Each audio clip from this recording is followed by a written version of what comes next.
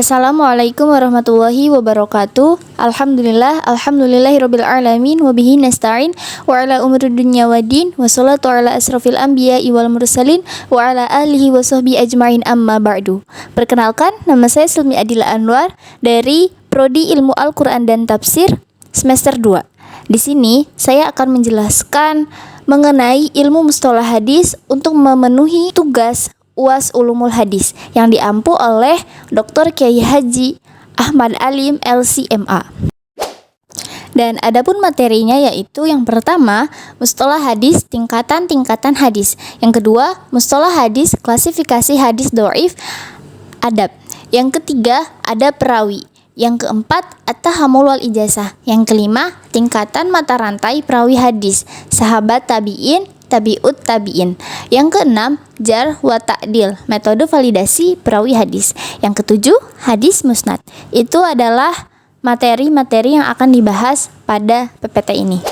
Adapun materi yang pertama yaitu mustalah hadis, tingkatan-tingkatan hadis. Jadi, ilmu mustalah hadis adalah untuk mempelajari kaidah-kaidah yang ada pada hadis. Hadis sendiri berarti perkataan Nabi, dan untuk mengetahui kesahihannya adalah dengan mustalah hadis. Jadi, mustalah hadis ini adalah cara untuk mengetahui apakah hadis itu dhaif atau sahih. Nah, hadis mempunyai tingkatan-tingkatannya, yaitu yang pertama ada hadis mutawatir, hadis yang diriwayatkan oleh banyak orang, lebih dari 3 orang, yang mustahil menurut adat bahwa mereka bersepakat untuk berbuat dusta. Nah, hadis mutawatir ini terbagi menjadi 2. Yang pertama, mutawatir lafzi adalah adanya kesamaan beberapa riwayat dalam penggunaan lafaz. Dan yang kedua, yaitu mutawatir maknawi, adalah adanya kesamaan beberapa riwayat dalam penggunaan makna meski lafaz yang digunakan itu berbeda-beda. Itu adalah mutawatir maknawi. Nah, yang tingkatan yang kedua yaitu hadis ahad. Hadis yang diriwayatkan banyaknya tidak melebihi dari hadis mutawatir tadi. Hadis ahad itu dibagi menjadi 3 bagian. Yang pertama, masyhur, didefinisikan sebagai hadis yang diriwayatkan oleh 3 orang perawi atau lebih dan belum mencapai derajat mutawatir. Yang kedua, gharib hadis. Gharib adalah hadis yang dalam mata rantai sanadnya terdapat seseorang yang menyendiri dalam meriwayatkannya, jadi satu periwayat. Dan yang ketiga, aziz, ialah hadis yang perawinya berjumlah tidak kurang dari 2 orang di seluruh tingkatan. Nah, adapun tingkatan yang ketiga yaitu hadis sahih, hadis yang sanadnya tersambung, perawinya adil, hafalannya kuat, tidak ada syadz dan tidak ada ilah. Hadis sahih dibagi menjadi 2. Ada sahih li zatihi, yaitu hadis apabila telah memenuhi kelima syarat hadis sahih. Yang kedua, hadis li ghairihi, yaitu hadis yang hakikatnya itu dhaif, namun kedhaifannya itu masih diterima dan bisa naik tingkat ke hadis hasan apabila bertemu lagi dengan hadis hasan. Nah, adapun materi yang kedua yaitu mustalah hadis, klasifikasi hadis dhaif. Ini pun masih terdapat dalam tingkatan hadis tadi. Nah, yaitu hadis dhaif. Hadis dhaif menurut istilah adalah hadis yang di dalamnya tidak didapati syarat hadis sahih yang tidak pula didapati syarat hadis hasan. Karena syarat diterimanya suatu hadis sangat banyak sekali, sedangkan lemahnya hadis terletak pada hilangnya salah satu syarat tersebut atau bahkan lebih. Nah, ada contoh dari hadis dhaif itu tersendiri, yaitu naumus shaimi ibadah. Tidurnya orang yang berpuasa merupakan ibadah. Nah, teman-teman, ini adalah hadis dhaif. Lalu, pembagian hadis dhaif. Yang pertama, sanad yang terputus secara zahir, tampak jelas terputusnya sanad, yaitu ada 4, yaitu hadis mu'allaq, hadis mursal, hadis munqati, hadis mu'dal. Secara hukum, hadisnya dhaif karena hilangnya satu syarat dan syarat-syarat diterimanya hadis. 2. Gugur perawinya secara tersembunyi, tidak nampak secara jelas yang diantaranya, yaitu hadis mudalas dan hadis mursal khafi. Adapun materi yang ketiga yaitu ada perawi hadis. Ada murid, guru terkhusus dalam belajar hadis. Termasuk perkara yang penting itu mengetahui adab seorang guru dan adab murid disebutkan oleh Imam Ibnu Hajar dalam kitab Nuhbatul Fikar. Ketika Imam Syafi'i belajar kepada Imam Malik, lalu yang pertama diperdengarkan yaitu Jadikan ilmu itu seperti garam dan adabmu seperti tepung. Dahulukan adab sebelum ilmu. Jadi, belajar itu lebih baik mendahulukan adab, baru ilmu. Para ulama karyanya selalu dipakai dari dahulu hingga kini itu karena ada manfaat ilmunya, yaitu dari keikhlasan dan keyakinan. Adab guru dan murid dalam mencari hadis. Yang pertama, hendaklah orang yang mencari hadis ini yang paling sempurna adabnya. 2. Paling tawadu. 3. Dan yang terpenting harus memiliki akhlak, menjaga syiar agama. Yang keempat, dalam keadaan suci. Yang kelima, duduk dengan tenang. Dan yang keenam, kata Ibnu Hajar, jika membaca hadis itu tidak tergesa-gesa, tidak sambil berdiri, dan tidak di jalanan. Seperti misal lagi jalan tiba-tiba menyampaikan hadis itu karena takut ada yang salah mengartikan. Dan yang ketujuh, hendaklah dia menahan diri untuk menyampaikan hadis jika ia khawatir lupa. Jadi kalau misalkan lupa akan hadis itu, lebih baik tidak menyampaikannya. Yang kedelapan, bagi seorang murid memuliakan gurunya. Dan yang kesembilan, memperhatikan tulisannya, apakah ada yang salah atau tidak. Dan yang ke-10 terakhir yaitu pergi safar, raihlah dimulai dari daerahnya sendiri. Jadi untuk mencari hadis itu lebih baik rihlah. Adapun yang materi yang keempat yaitu at-tahammul wal ijazah. Berikut adalah tingkatan lafaz dalam periwayatan hadis. Yang pertama ada hadasana.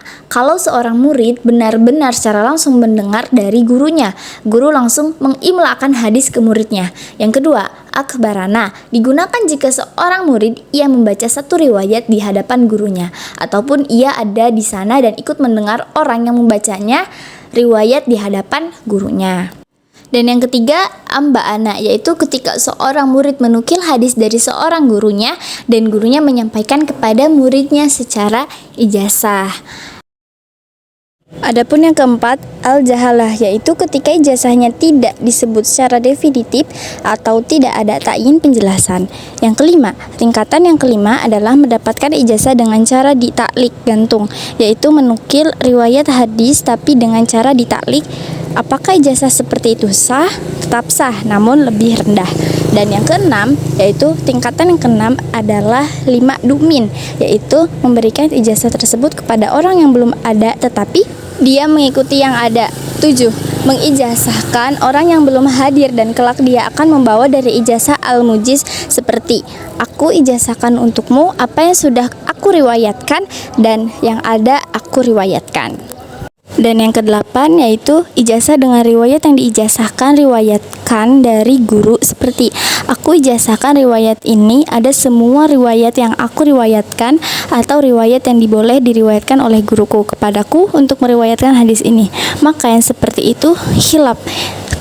Misalkan Al-Hafiz Abu Abdul Wahab, beliau mengatakan bahwa hadis seperti ini tidak boleh dan sifatnya lemah. Tetapi menurut Abu Nuaim dan Ad-Darqutni tidak ada masalah dalam mata rantai meriwayatkan hadis. Adapun materi yang kelima yaitu tingkatan mata rantai perawi hadis. Sahabat, tabi'in, tabi'ut tabi'in. Yang pertama, sahabat. Apa itu sahabat? Jadi, sahabat Nabi adalah orang yang pernah berjumpa dengan Nabi Muhammad SAW dalam keadaan beriman dan wafat dalam keadaan beriman pula. Dalam ilmu mustalah hadis diyakini bahwa seluruh sahabat Nabi adalah orang-orang yang adil. Jadi, setiap hadis yang dibawa para sahabat itu sudah pasti terpercaya. Sahabat tersendiri mendapatkan gelar langsung dari Allah Subhanahu wa taala, yaitu sebaik-baiknya manusia atau sebaik-baik hamba, baik sahabat Muhajirin maupun sahabat Ansor. Dan yang kedua, tabi'in. Apa itu tabi'in? Tabi'in adalah generasi kedua setelah sahabat, yaitu orang yang bertemu sahabat Nabi dalam keadaan beriman dan meninggal dalam keadaan beriman, namun tidak bertemu dengan Nabi Muhammad SAW. Para tabi'in juga disebut orang yang adil karena melakukan kebaikan apa yang dilakukan oleh para sahabat. Tingkatan tabi'in yaitu yang pernah berjumpa sahabat Nabi atau sahabat senior, 10 sahabat yang dijamin masuk surga menjadi tabi'in. Dan yang ketiga yaitu tabi'ut, yaitu orang yang pernah bertemu tabi'in dalam keadaan beriman dan meninggal dalam keadaan beriman juga. Jadi ada sahabat, tabi'in, dan tabi'ut. Adapun materi yang keenam jar wa ta'dil, metode validasi perawi hadis. Jar wa ta'dil itu adalah ilmu yang membahas tentang metode untuk memverifikasi sanad, membahas secara khusus tentang sifat yang tercela dan terpuji dalam seorang perawi hadis. Dalil ilmu al-jarh wa ta'dil terdapat dalam Quran surah Al-Hujurat ayat 6. Ulama sepakat bahwa khobar yang terima adalah yang dibawa oleh orang adil. Nah, syarat melakukan al-jarh wa ta'dil yaitu yang pertama, orang yang siqoh, shadiq dan adil. Yang kedua, orang yang dhabit hafalannya. Definisi: jadi, jar secara bahasa yaitu mencela, kekurangan, aib atau rusak. Sedangkan jar secara istilah adalah sifat yang disandarkan kepada seorang perawi dan sifat untuk menyebabkan gugurnya atau lemahnya riwayat yang dia bawa. At-ta'dil secara bahasa lawan dari kata fasik, yaitu bisa diartikan istiqomah, memiliki kepribadian yang lurus, memiliki kepribadian yang sesuai dan juga sempurna atau sama rata. Jadi itu adalah definisi jar dan ta'dil. Dan adapun secara istilah yaitu sifat yang terdapat pada seorang perawi dan dengan sifat tersebut ia mempunyai integritas sehingga hadis tersebut dapat diterima. Contoh lafaz ta'dil yaitu beberapa siqah mubalaghah, afdal dan lain-lain. Menggunakan kalimat siqah, si fulan ini terpercaya, lafaz isyarat la ba'sa bihi yaitu fulan ini tidak ada masalah. Jadi itu adalah contoh dari lafaz ta'dil. Dan contoh dari lafaz jar yaitu menggunakan sigoh mubalaghah seperti fulan ini dajjal yang menunjukkan bahwa fulan ini benar-benar pendusta.